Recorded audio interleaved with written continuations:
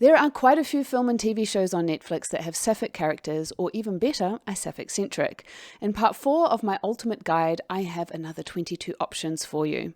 Let's jump in with Madre, Sólo, the Mexican telenovela-style 3-season show that is all about how its two protagonists fall in love and the impact it has on both their families. When Ana, the rich, successful businesswoman, gives birth in the same hospital as Mariana, a young, single woman, their babies are swapped at birth. By the time it's found out, they have grown so attached to the children that they can't bear to be apart from them, and so they decide to co-parent. It's a slow burn and it has its issues. I did a season 3 review, link in the title cards, but it is a happy ending for our ladies.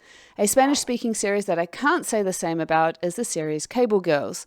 It's a popular series that looks at the lives of a group of girls who work for a telecommunications company back in the 1920s. In Season 1, Carlotta and Sarah enter into a temporary throuple with a man. In Season 2, Sarah reveals that he is in fact trans and begins to transition, changing his name to Oscar.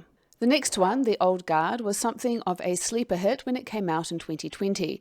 It follows a group of immortals who, over years, found each other and in the modern day work as mercenaries for hire while trying to keep a low profile lest their secret be found out.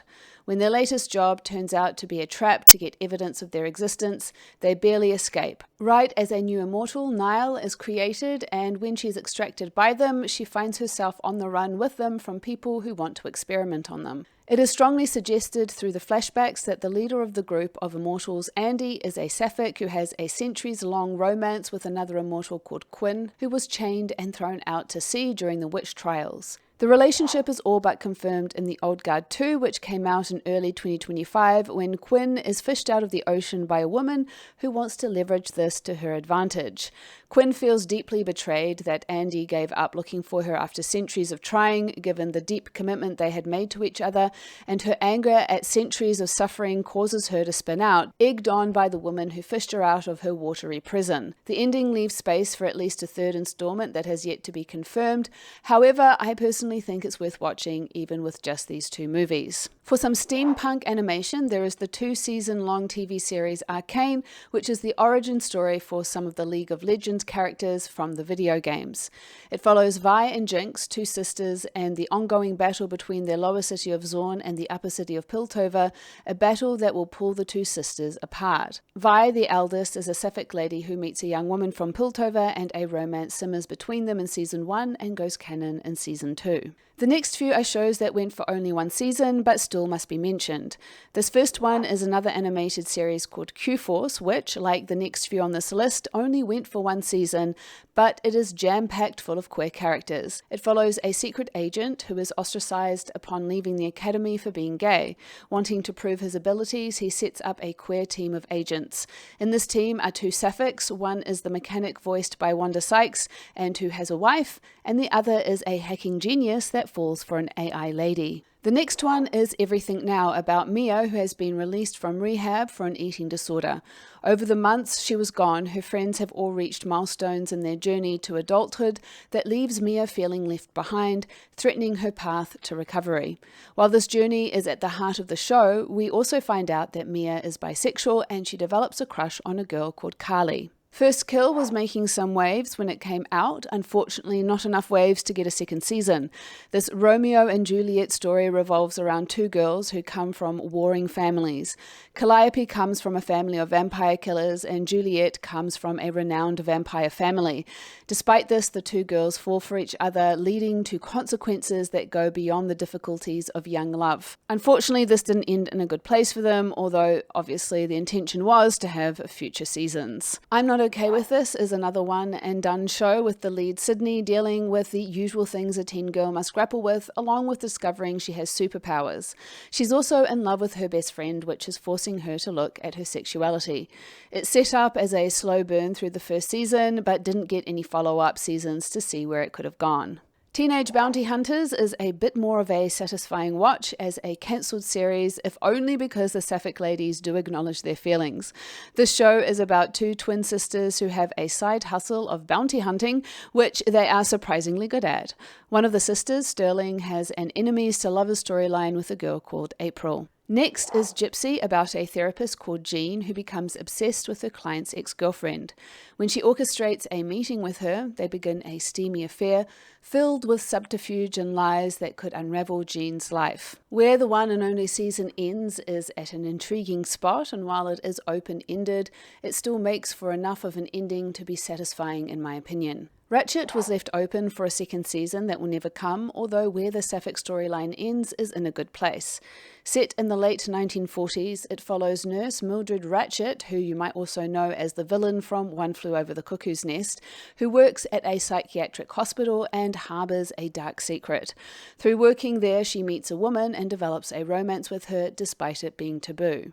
The last of the Netflix shows cancelled after one season is No Good Deed, and it's about three families who are all vying to buy the same house. In the process, we delve into these people's lives, including that of Sapphic couple Leslie and Sarah. There is also Linda Cardellini, who played Queer in Dead to Me, who winds up in bed with Kate Moaning from The L Word. This next show got multiple seasons and a complete story arc.